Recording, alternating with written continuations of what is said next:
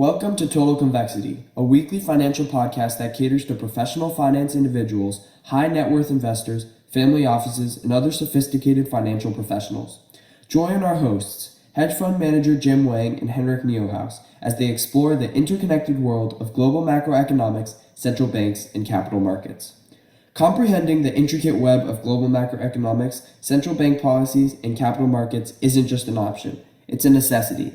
Whether you're a chief investment officer, financial analyst, entrepreneur, or simply someone curious about how the global economy and capital markets function, this podcast serves as your compass through the intricacies of the global financial landscape. In each episode, we will delve deep into the influential factors shaping our world, from global economic trends and central bank policies to capital markets and trading strategies. We will demystify financial jargon, clarify complex numerical data, and provide you with insights from experts in the field.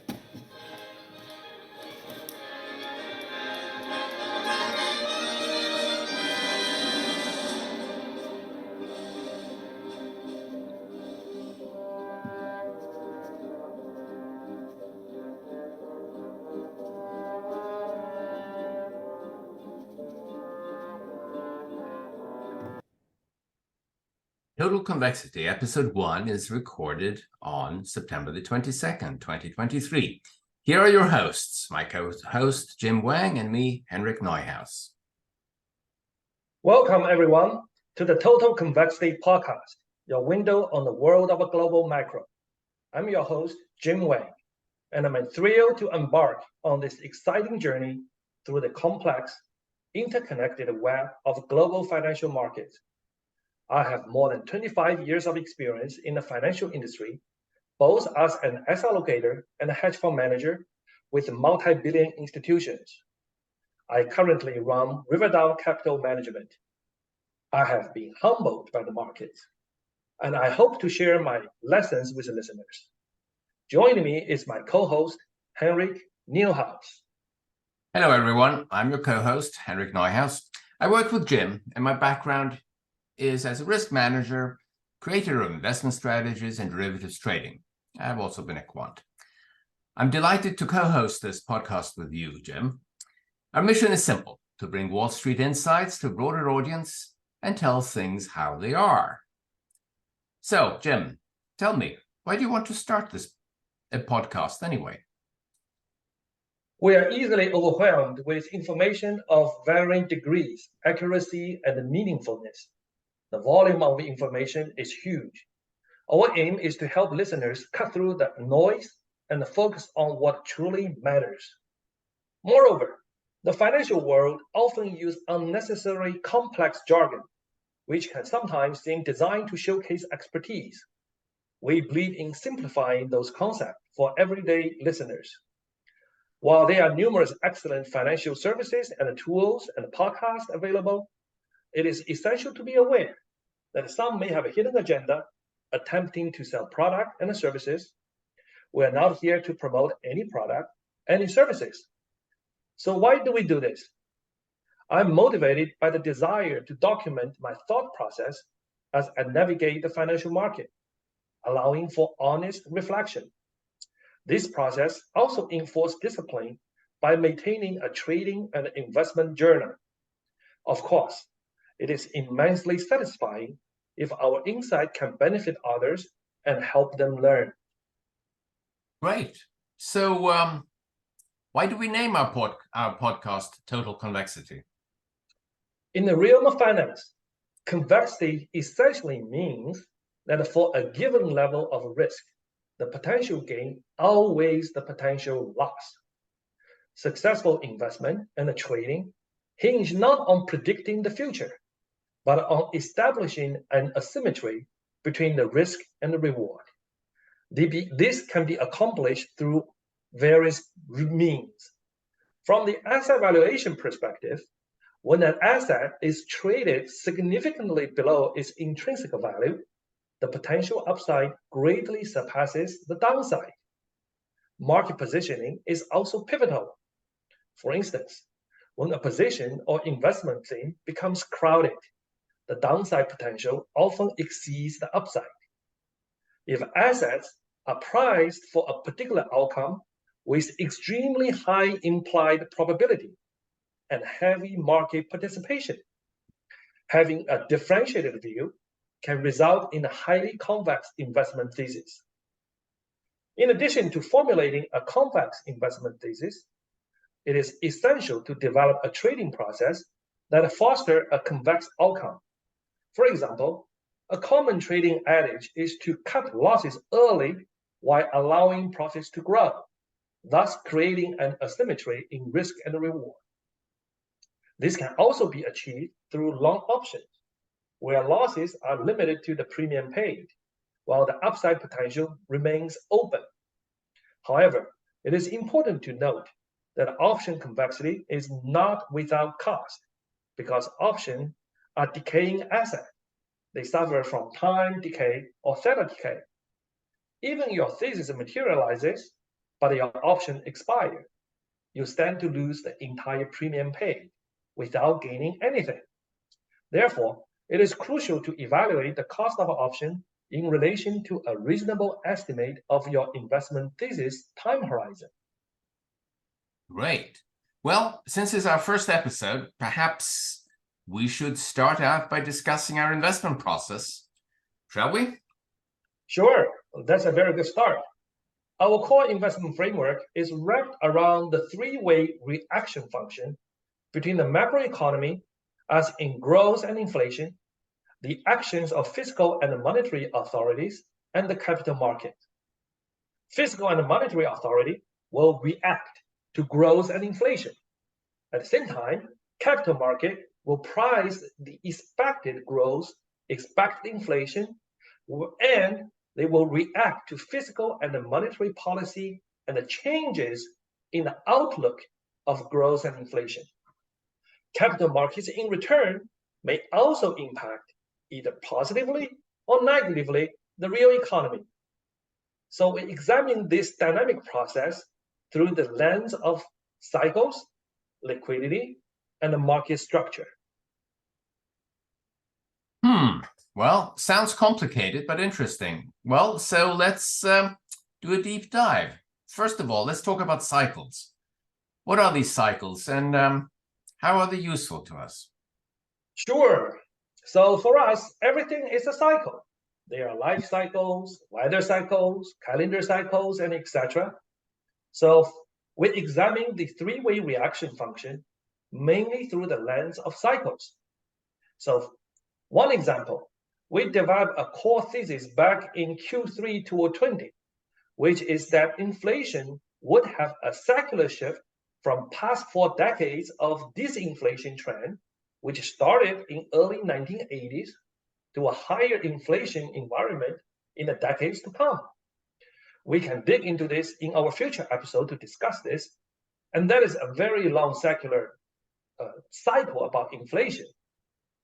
Now, here is another example of a long-term secular cycle related to this, but separate from inflation outlook.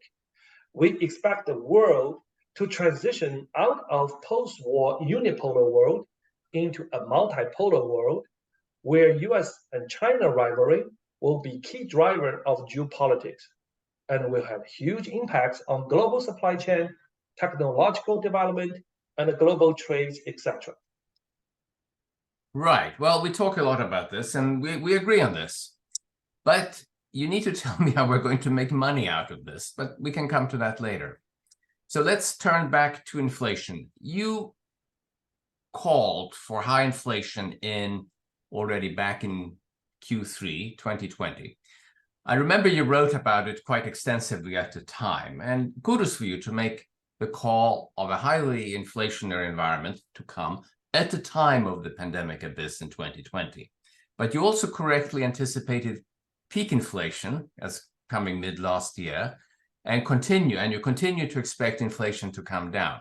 Now, isn't this a bit contradictory to your secular view? Don't you think so? Not at all. So embedded within these secular cycles, there are economic cycles, which in turn will drive inflation cycles.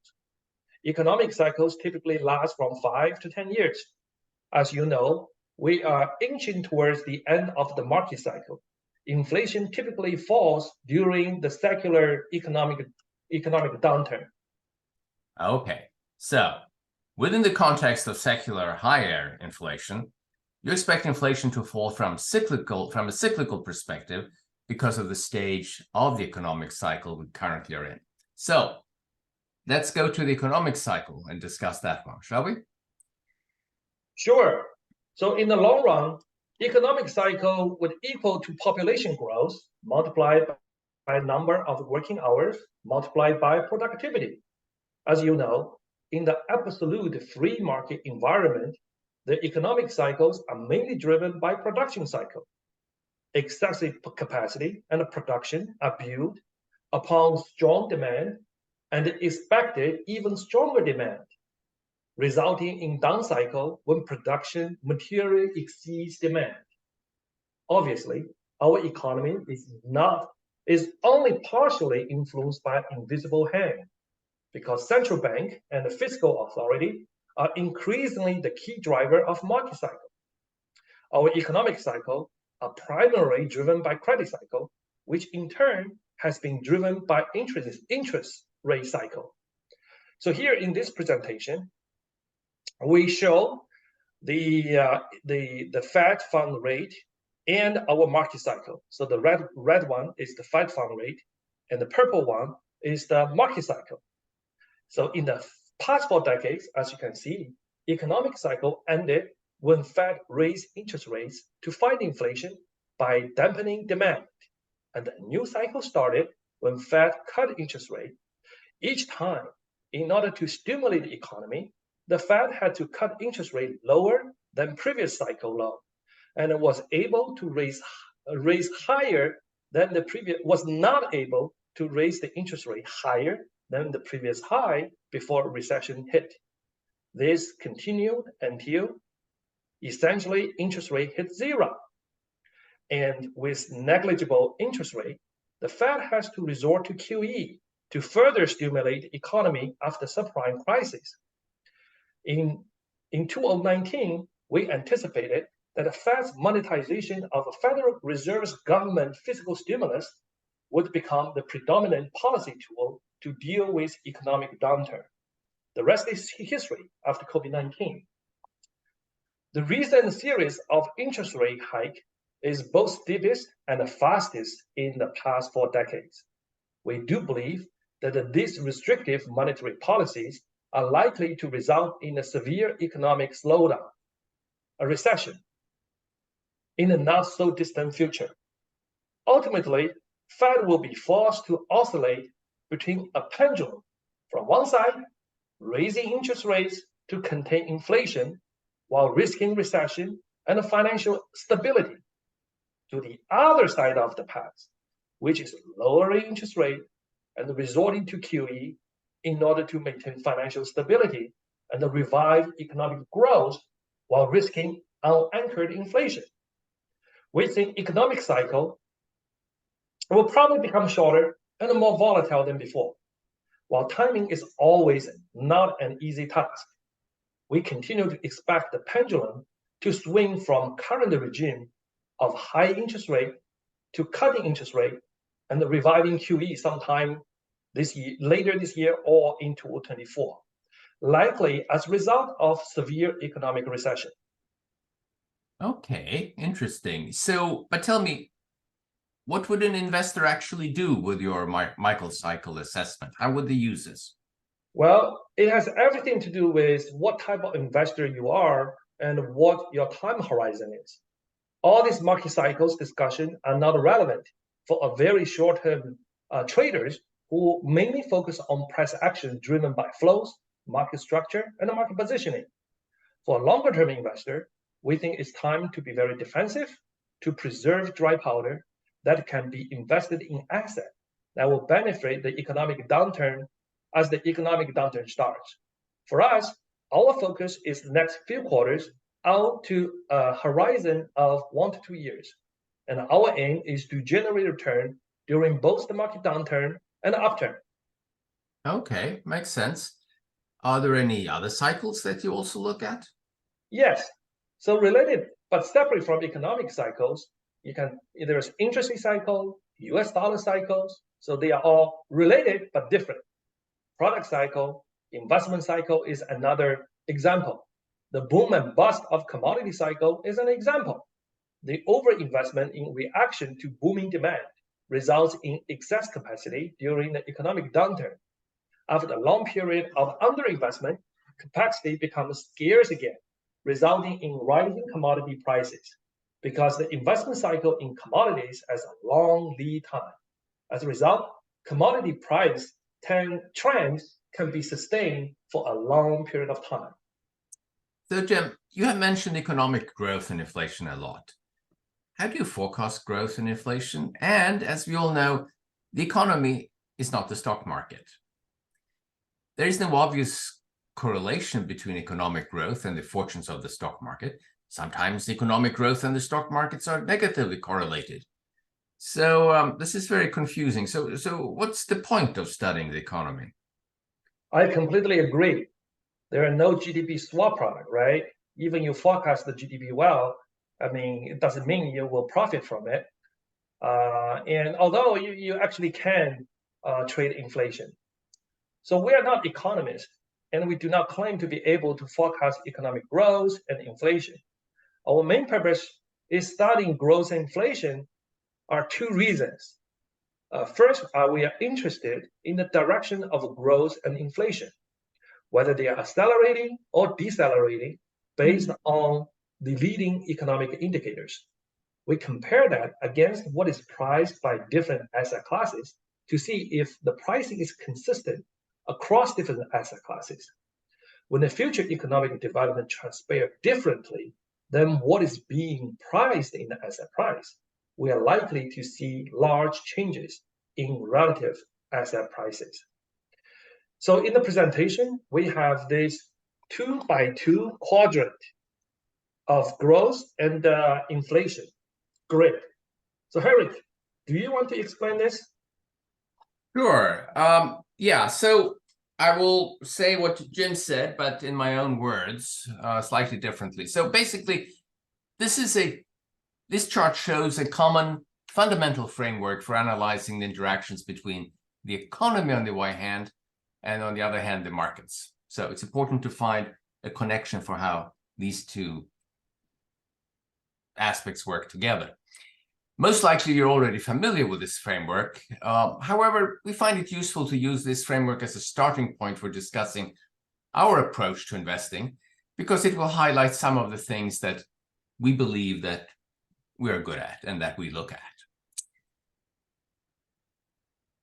This chart shows the structure of the framework, though, of course, every manager has his own proprietary take on the specifics. And this is a very simplified version of what most people use.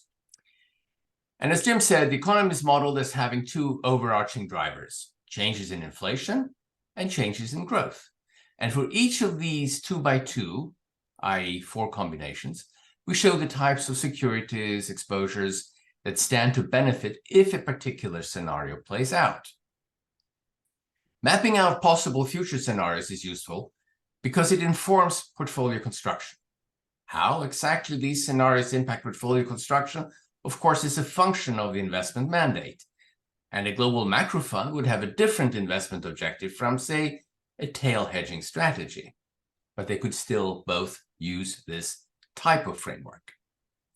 So using this type of framework, it makes sense to think about market prices in terms of the phrase, what has been priced in by the market?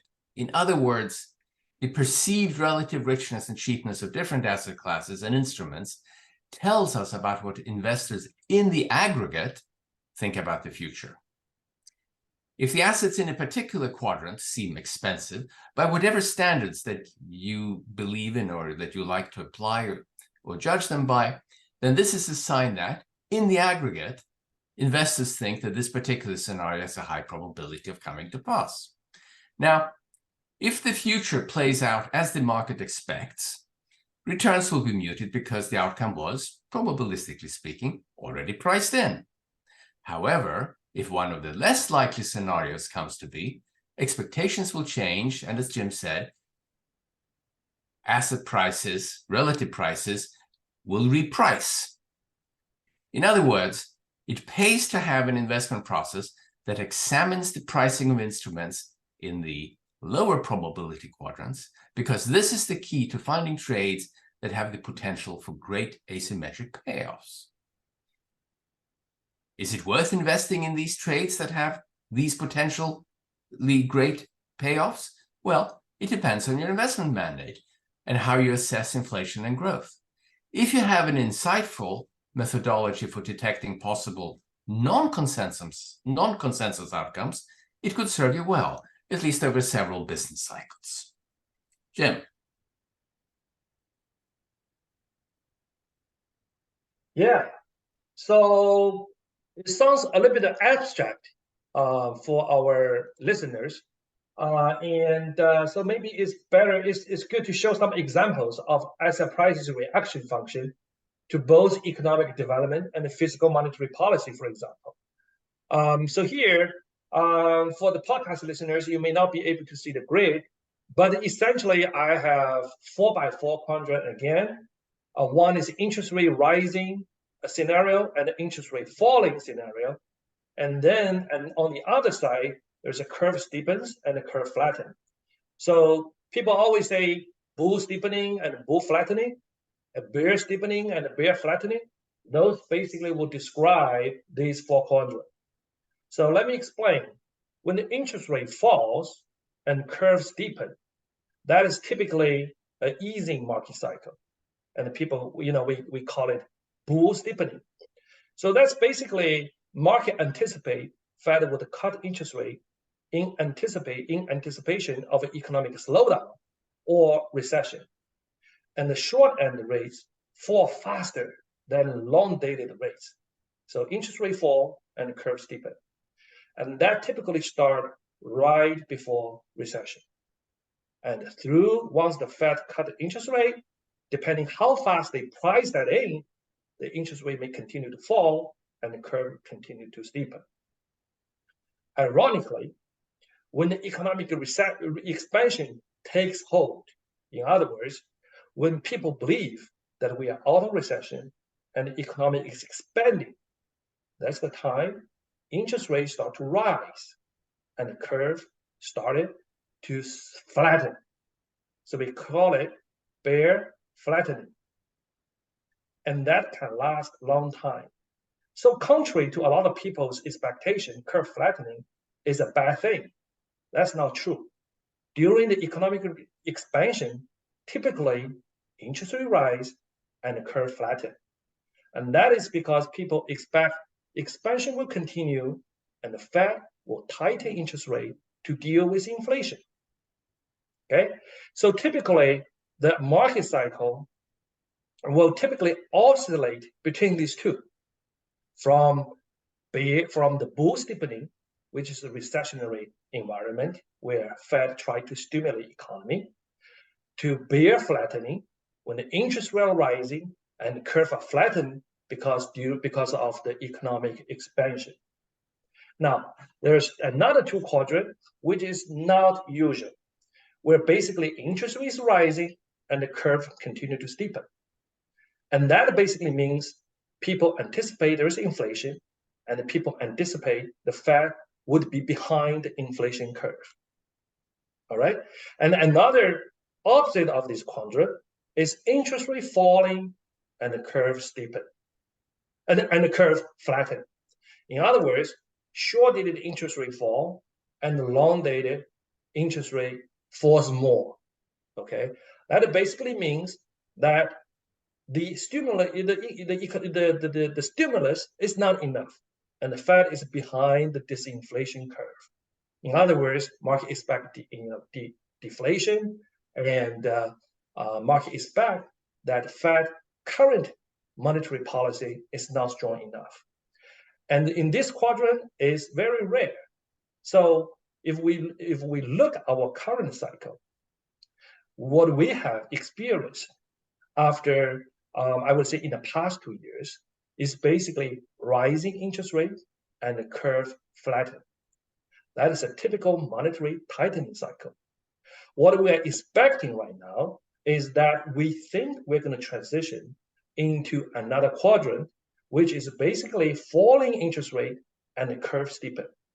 And that is the indication of pending recession, an indication that the Fed will cut interest rate in reaction to economic growth. Depending what curve you're looking at, and typically it will react much, it will price that in a few quarters ahead of Fed cut interest rate. Therefore, the transition from the bear flattening to bull steepening is a key recession indicators that we watch. I can show another example because inflation is a very hot topic. So for those who do not have access to, access to the videos, you can also see you can visualize that I have 4x4 quadrant again. On one end, I have a rising break-even, basically is inflation expectation priced by the tip market or inflation swap market. So rising break-even, falling break-even.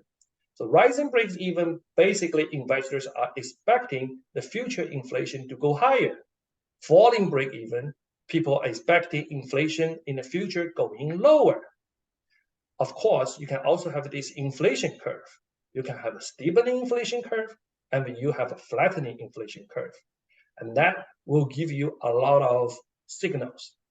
Say, for example, when inflation was falling and the curve was steepening, okay? So that is in quadrant one, temporary disinflation shock. Typically, that happens during the recession.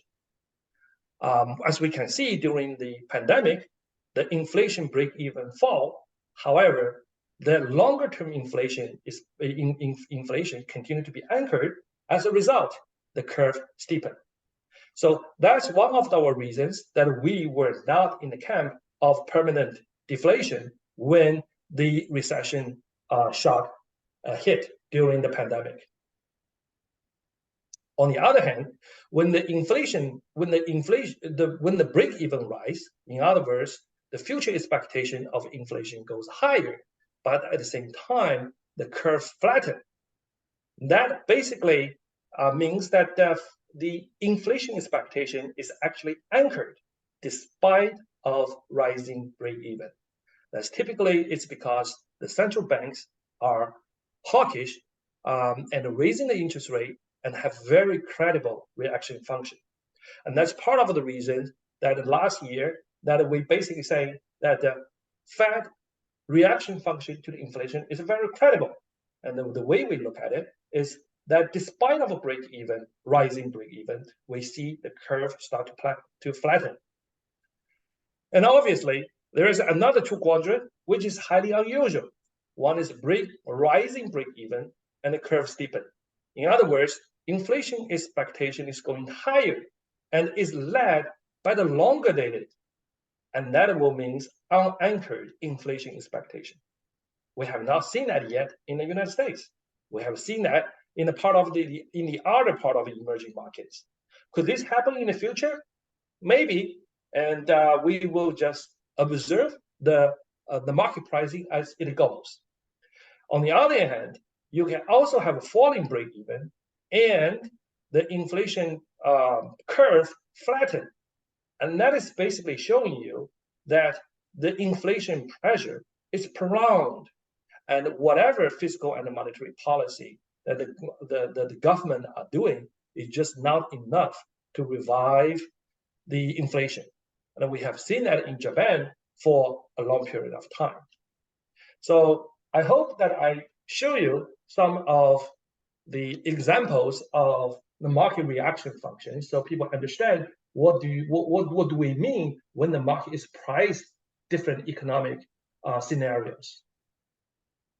Right. Well, this is very interesting and illustrative. And I always like it when you discuss these reaction functions and in particular how central banks and fiscal authorities respond to economic data and asset prices.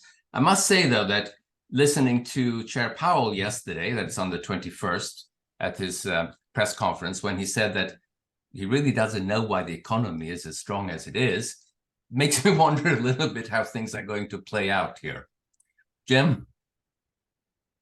Yeah, sure. Embedded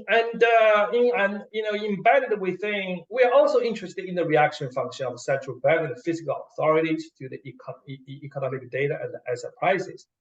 And as I mentioned to you, Henry, part of the reason we are interested in the growth and inflation is also because we are more interested in the reaction function of the fiscal and the central bankers to the growth and inflation expectations. And this is because capital market will react to the fiscal and monetary policies. And this is very important. So I have another grid here. And listeners, if you do not access to the videos, you can just visualize that we have another 4x4 kind of a grid by 2 dimensions. One is the monetary, one is the monetary policy, and then the other one is the fiscal policy. And so monetary policy, you can have a tightening regime, and you can have an easing regime. In the fiscal policy, you can also have tightening regime and the easing regime. Okay, and the way these two works will have a big impact on economy and the capital market. So let's just see one example. During the pandemic, we basically have an easing monetary policy. Fed cut its interest rate to 0, restarted QE, and the central government started unprecedented stimulus, and they were all monetized by central bank. So in this regime, we'll call it dual engine. So in this regime, both economy and the financial market will perform very well. Literally every financial asset will rally. You can buy literally everything. I cannot recall anything that hasn't gone up, right? And during the time, I think the people always say, "Oh, economy is not doing well, have such a high unemployment rate, and etc. How come financial market perform so well?" I mean, that's classic. The financial market typically outperform economy, and during that time, although the inflation data come out to show the deflation, but the inflation risk actually start to rise, currency depreciate, and as interest rate curve steepen. I would say, the long-dated treasury probably performed the worst. Although the underperformance is very muted because the monetary policy is easy. And then we would transition into the next, I would say after that, we transition into the next regime, which is tightening monetary policy. But the fiscal policy continued to be loose in the past 2 years. So in this environment, that the economy will outperform the financial market. And think about the GDP growth was very high in the past 2 years. And think about the financial market. I mean, if you look at, doesn't matter how you measure it, the balanced portfolio experienced the worst drawdown, and risk parity has gone down a lot. And obviously, this is a lot is driven by the bond market. But if you look at our equity market, still significantly lower than the high, especially if you look at the mid cap and the small cap, and even the large cap, you are still down in the water. So relative to the economy, the financial market is not doing well, and that is because you have tightening monetary policy, but you have easing fiscal policy. And during this environment, bond will sell off, curve will flatten, inflation rise. Inflation, stays high, but it's under control. Currency is strong. Now, the price of risk asset, like a stock, is tricky. Okay, it depends on the balance between the fiscal and the monetary policy, the valuations and the positioning. Like I said, bonds significantly underperform. If you adjust for the volatility, the bonds significantly underperform stocks. That's because of this fiscal policy from the government and the tightening monetary policy that would result in this. Okay, and in this environment, sector and the security selection are critical. Now, that is the environment we are in right now. So what's going to be next regime? I would say next regime is going to be the regime of continue tighten monetary policy because the Fed will keep the tighten monetary policy for longer. At least that's the intention in the absence of significant economic slowdown and significant disruption of the financial asset. At the same time, we also see that the fiscal policy, we do not want to say they are tightening, but I think relative to the easing, the significant fiscal stimulus we have seen, they are fading away. So in this case, we expect both economy and the financial asset to perform poorly. US dollar may continue to be strong. In this environment, cash and the short-dated treasury are the best performers. And obviously, once the downturn hit, okay, we expect the monetary policy to turn out to be ease again. And because the fiscal policy, because we basically have opened the Pandora box for the fiscal policy, we expect the Fed, we expect the government to embark another round of fiscal stimulus, and we expect the central, because of the debt levels and the leverage of the entire financial system, we expect the central bank to come in and monetize them again. In other words, we will see the regime of easing monetary policy and easing fiscal policy again, but that will only after the recession hit. So that's our current framework.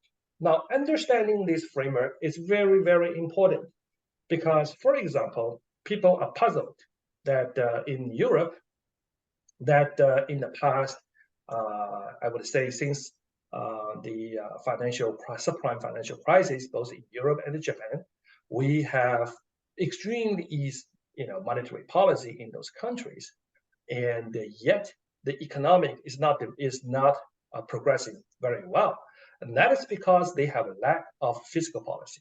In Europe, you have European Union, where make the fiscal policy a lot more difficult. And so in that environment, as you can see here in our grade, in the easing monetary policy and the tightening fiscal policy, and that's the time financial market typically outperform the economy. And the longer duration asset outperform. Technology stocks, long duration stocks, they actually all come to the United States. In other words, a lot of the QE money from Europe and Japan actually came to the US. And their own currency weakens. European currency weaken, Japanese yen weaken. And now the inflation really depends on the net balance of fiscal and monetary policy. And generally they are muted. As you can see, despite of record QE in Japan and also in Europe, inflation was not a problem before the pandemic, and that is because despite of all the easing monetary policy, fiscal policy was very tight. I would say this is also changing in the future, particularly in Europe, and that is because the green infrastructure build out, the greenification of economy requires significant investment. And after the pandemic, it's getting a consensus for them to go green.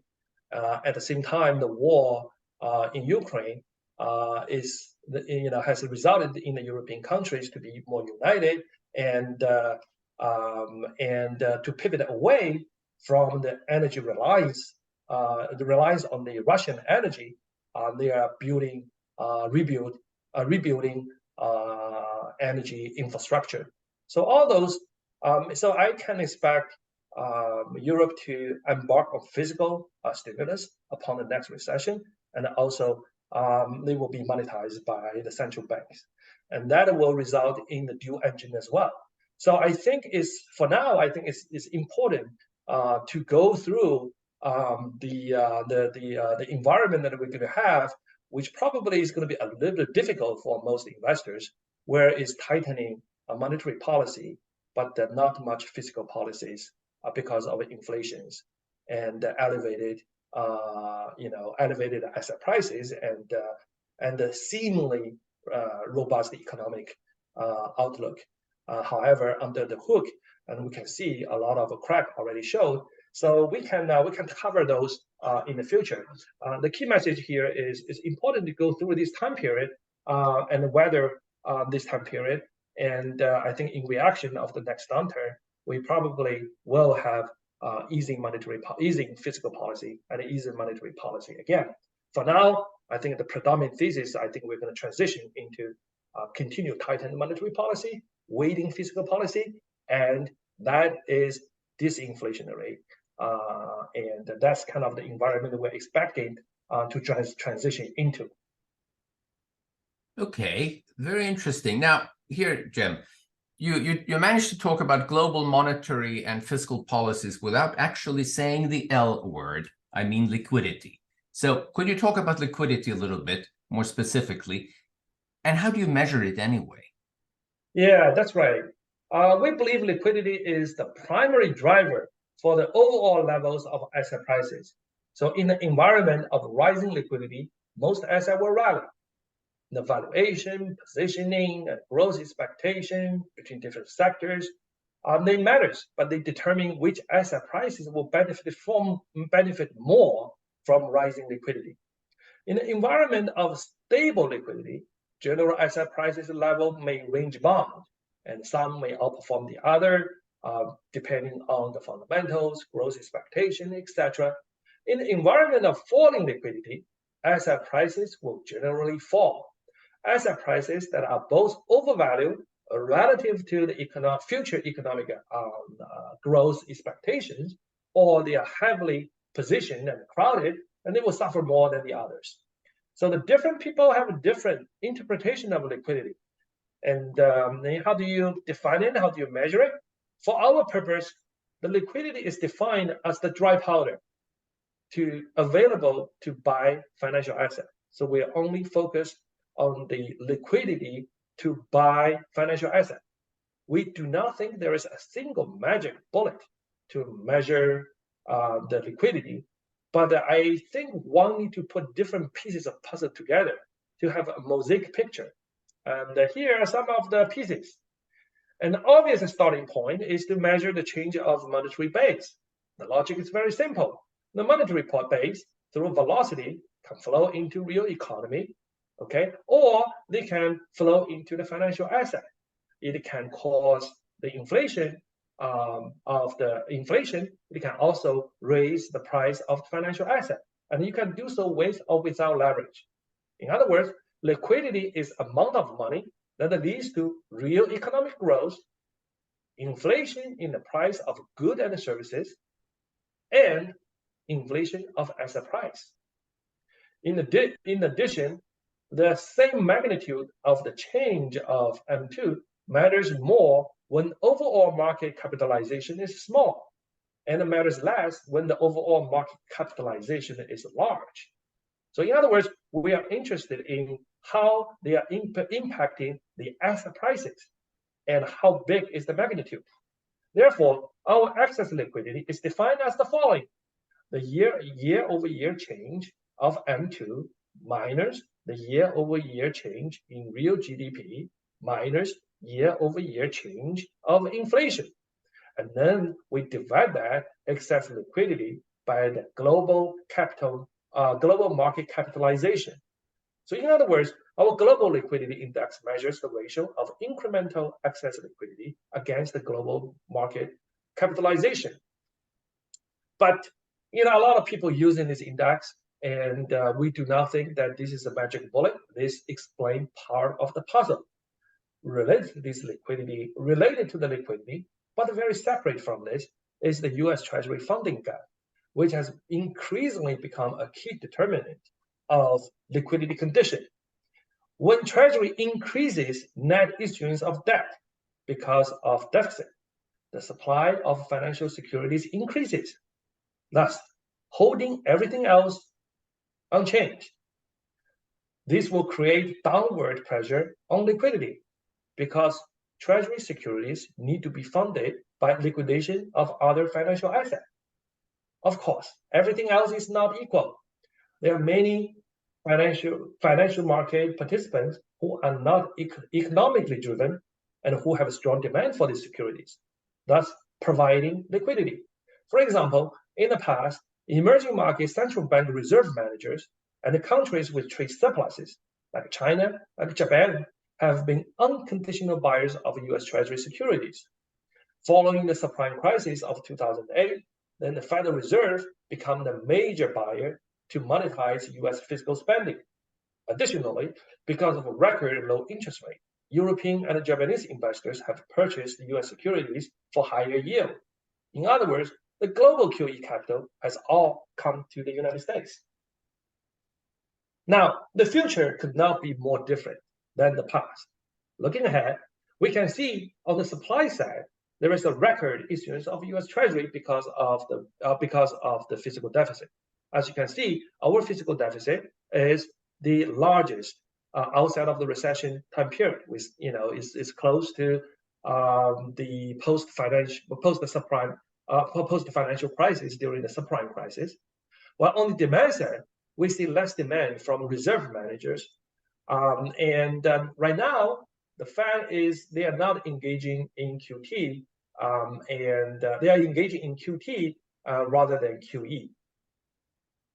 Right. So intuitively speaking, these supply and demand imbalances for treasuries must mean a big drop of treasury prices and a corresponding large spike in treasury yields, because, well, that's the, shall we say, conventional story that you can read about in newspapers and hear pundits talk about on TV. But you have a different outlook, Jim. You believe this supply and demand imbalance may actually result in higher treasury prices and lower yields. Is that right? And how's that? Yeah, that's right. And there's a counterintuitive because if you just follow the supply and the demand law, and I think the conclusion is very obvious.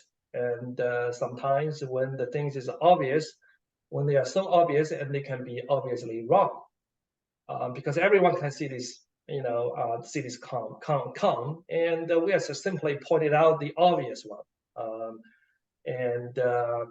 But I think the net effects of these impacts are not obvious. Okay, and as I see, the drain of the liquidity will result in the overall level of the financial asset prices. However, how that pressure is distributed within the financial asset is a question. We could well result in a lower treasury yield in the near future. And so how's that? I think probably it's worthwhile for us to have another podcast dedicated to this, and so that we have more time. Okay, well, that sounds very interesting. There's so much to talk about, but not enough time, as always. So now, is there anything else you would like to say about liquidity? Yes, it is important to note that the amount of dry powder not only depends on the amount of available capital, but also on the potential leverage. In other words, liquidity equals capital multiplied by leverage. As you always see, listen to the people on the in the pundits and the newspapers, and they always say that the money has to go somewhere. Is that true? Wrong. Money can simply evaporate. And the key reason is leverage. In the unlevered world, capital can rotate from one asset class to another. In the levered world, the deleveraging would result in lower prices for all the asset classes. This is why understanding the dealer financing, repo financing is important. Why? Because levered financial players rely on repo and dealer financing.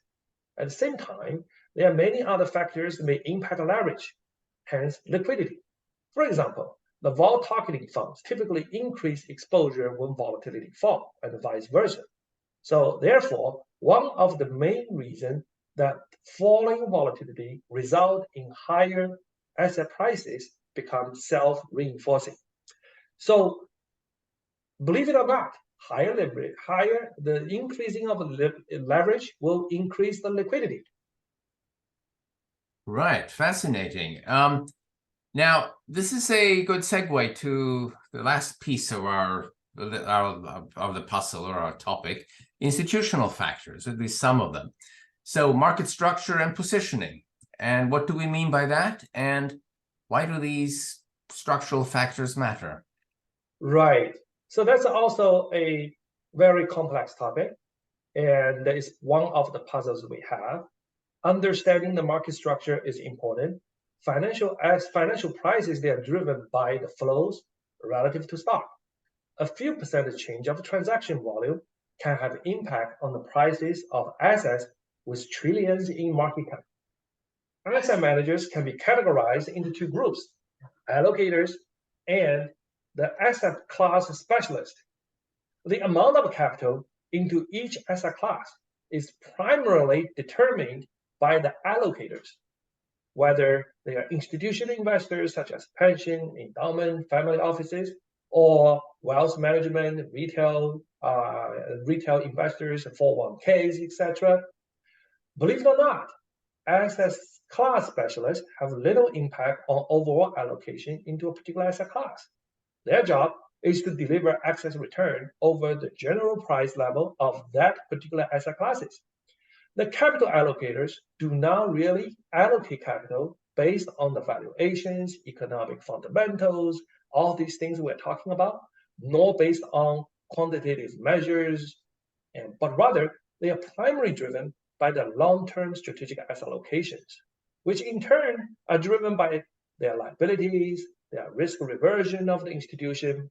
And similarly, in the private wealth manager industry, allocations are determined by client's age, risk reversion, expanded spending power. So in other words, valuation, market cycles, all these economic discussions, none of them matters for them. Whatever matters for them is the client's specific age, risk aversion, etc. So the fact that asset allocators do not really allocate capital based on the economical decisions, and the specialists have very little impact on the overall level of allocation into a particular asset classes, have a big implication for the behavior of asset prices. So thus, these institutional circumstances impact our investment process. It's almost shocking. Tell me more about this. Well, the first implication is most of the time, asset prices are determined by levered players who can change the exposure to the asset classes with finite capital. So although their capital is finite, but they can increase and decrease through leverage. And also, there are a small number of players who actually have the flexibility to allocate the capital based on economic reasons. And that's part of the reason we think measuring the market positioning is important. And how do you look at that? There's numerous ways you can do that. You can look at CFTC futures exposures. You can also look at option volatilities and then look at the put and call skews and etc. Now, the second implication is that asset market may send a conflicting message about the same macro landscape because of industry specialization. For example, at the current juncture, the interest rate market is partially pricing weak economic growth and a potential recession. But the stock market is pricing rising earnings and accelerated growth. These two messages are odd with each other. Why that's the case? Well, you have bond traders and then you have equity investors, and they are not the same group of investors. And allocators are not making decisions saying one asset class is more expensive or cheaper than the other and make a decision based on that. Another insight is that asset market may send early signals about potential changes in macro conditions. For example, Druckenmiller always say that the best economists are in the stock market. How's that? This is because the amount of unlevered capital allocated into the overall equity market is determined by asset allocators. I repeat, the amount of unlevered capital. Okay, but we just mentioned the asset allocators actually do not allocate capital based on economic factors. Now, let us assume that the equity specialists to whom the asset allocators have entrusted capital, they foresee recession. They foresee falling recession based on their forecast, either from fundamental analysis, bottom-up from company, or from the top-down analysis. The specialist will not liquidate the equity investment and tell the investor, here's your money back. So what will they do? Rather, they will reallocate the capital into the sub-asset classes where they believe will weather the recession better. Say, for example, the utilities, the staples, and that's why there will be the outperform and outperformance between different sectors. So the opposite is also true when they expect economic expansion. So that's why we pay a lot of attention to the performance divergence and convergence between different sectors and the regions. Finally, the division of labor and the way allocators evaluate the performance of specialists often result in the boom and bust cycles of numerous asset classes. And I would say that is always almost inevitable. As you can easily notice, the best performing specialist may not be the one with the best skills, but rather they are in the right trending asset classes at the right time. And asset managers will pick who delivered the best performance in the past few years, and that may well be you are just basically picking the winning asset classes in the past few years, because the underperforming specialists will get redeemed and lose AUM, so they are forced to chase the winning position, and this will become self-reinforcing and often resides in bubble, and that's the primary reason bubbles can grow bigger and bigger and longer than anything we can explain rationally in the macro framework. Right. Well, this is, topic. Bubbles is an interesting topic, but it's a big one. So we'll save that for future episodes. Now, this has been a long and productive discussion, I think. So we covered your investment framework and process with focuses on the three-way interactions between the macroeconomy, the fiscal monetary authorities, and the capital markets.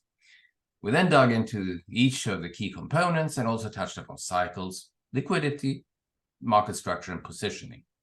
And this, I believe, should provide a good high-level overview of the framework that you have.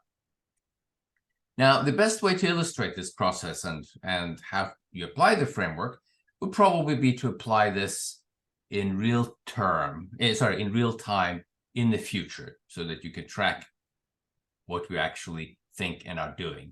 And we can use our analytics as a compass to navigate the capital markets and explain how we think. What do you think about that?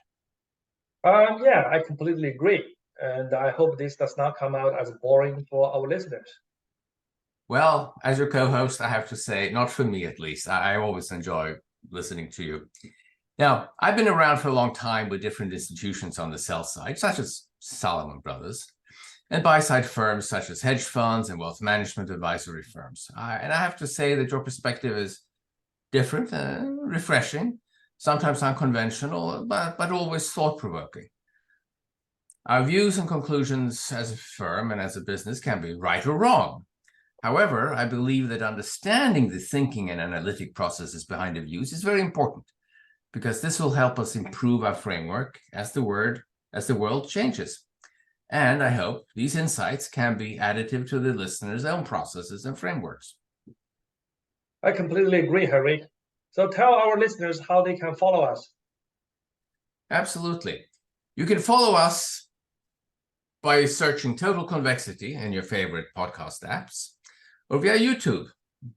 Please don't forget to click on the subscription buttons, if there are any, so that you will be automatically notified when a new episode is available. You can also follow us on X, that is the old Twitter, where we have the handle @TotalConvexity. You can also email us at totalconvexity@gmail.com.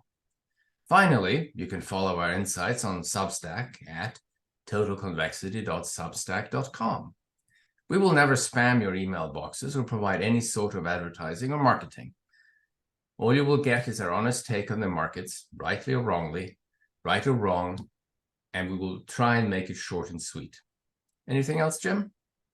Thank you, everyone. That's it. If you like this free podcast, we would appreciate if you can pass along to anyone who may be interested. And this concludes the first episode of our podcast, Total Convexity. See you next time.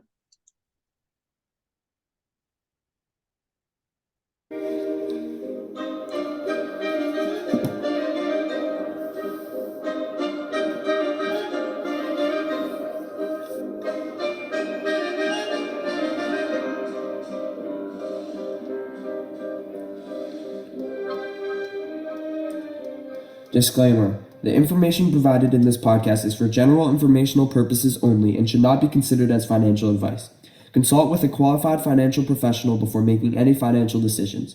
All investments involve risks. There are no guarantees of profits, and investments may incur losses. The contents discussed in this podcast is not a recommendation for any specific investment.